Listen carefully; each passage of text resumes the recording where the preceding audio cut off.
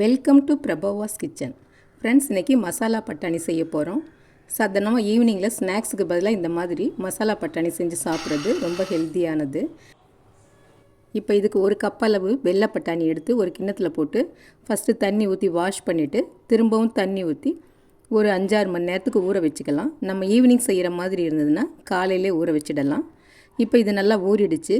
இதை குக்கரில் போட்டு 2 கப் அளவு தண்ணி ஊற்றி 3 விசில் வர வரைக்கும் வேக விட்டு எடுத்துக்கலாம்.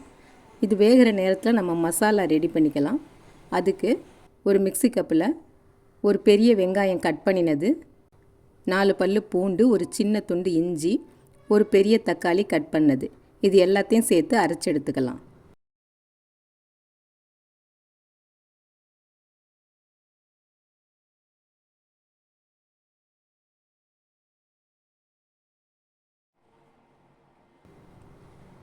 அடுத்து இப்போது ஒரு இருப்பு சட்டியை ஸ்டவ்வில் வச்சு 2 ஸ்பூன் அளவுக்கு எண்ணெய் விட்டுக்கலாம்.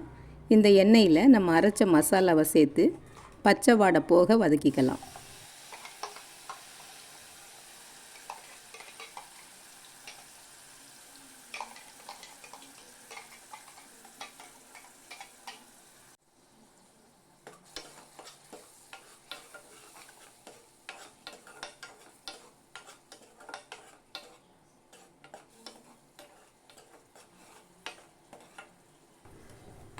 இப்போ இது பச்சை வாடை போக வதங்கிடுச்சு. இந்த சமயத்தில் இதில் மஞ்சப்பொடி 1/4 teaspoon, மிளகாப்பொடி 3/4 teaspoon, garam masala 3/4 teaspoon இது சேர்த்துட்டு திரும்பவும் 2 நிமிஷம் வதக்கிக்கலாம்.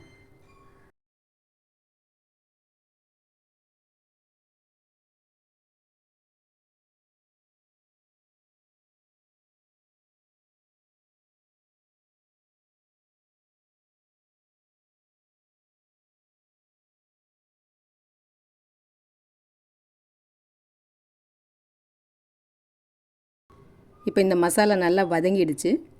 இதில் ஒரு 1/2 கப் அளவு தண்ணி சேர்த்துக்கலாம். இப்போ தண்ணி சேர்த்து கலந்து விட்டுட்டு இது நல்லா கொதி வரட்டும்.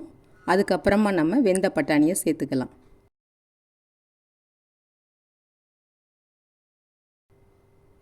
இப்போ நல்லா கொதி வருது. இந்த சமயத்தில் வேக வச்ச பட்டாணியை சேர்த்துட்டு தேவையான உப்பு சேர்த்து கலந்து விட்டுக்கலாம்.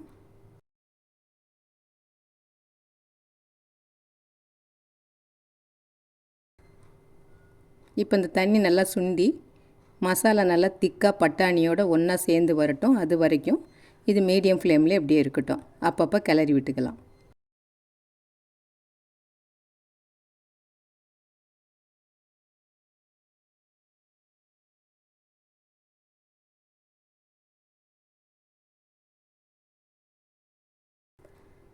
இப்போ தண்ணியெல்லாம் நல்லா சுண்டி மசாலா திக்காக பட்டாணியோட ஒன்றா கலந்து வந்துருச்சு.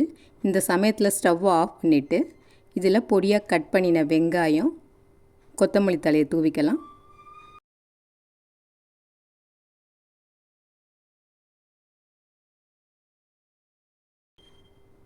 இப்போ இதோட துருவின கேரட்டு கொஞ்சம் சேர்த்து நம்ம சர்வ் பண்ணிக்கலாம்.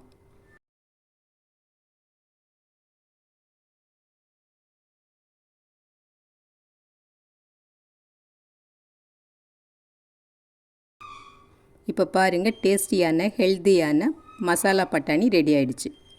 இந்த டிஷ்ஷு பிடிச்சிருந்ததுன்னா லைக் பண்ணுங்கள், ஷேர் பண்ணுங்கள், மறக்காமல் சப்ஸ்கிரைப் பண்ணுங்கள். நன்றி.